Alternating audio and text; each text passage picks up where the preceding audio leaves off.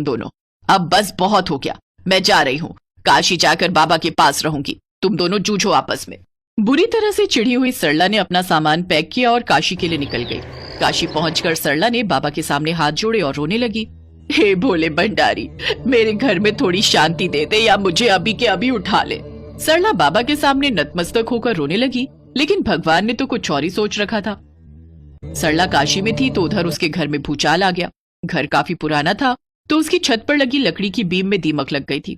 कमजोर बीम टूटकर गिरने लगी। जिस वक्त वो बीम गिर रही थी, दोनों बहुएं वहीं अपना अपना काम कर रही थी। तभी अचानक कुछ सोचकर ममता पायल के ऊपर कूद पड़ी और बीम की चोट अपनी पीठ पर सह ली और फिर मर गई रे। आहा।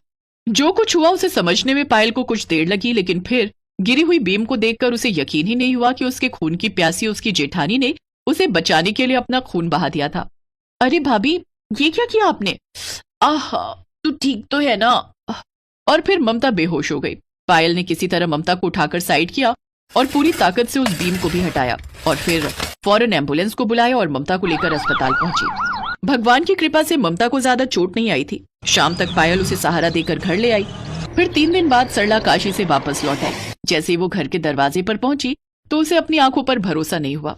उसकी दोनों बहुएं सज धज कर उसके इंतजार में खड़ी थी। फिर दोनों ने आगे बढ़कर उसके पैर छुए और फिर, लगता है मैं गलत घर में आ गई, माफ करना बेटा। नहीं माँ, ये आपका ही घर है। हाँ माँ जी, अब सब ठीक है, शांति है। शांति है? लगता है मैं मर गई हूँ, स्वर्ग जैसा लग रहा है ये तो।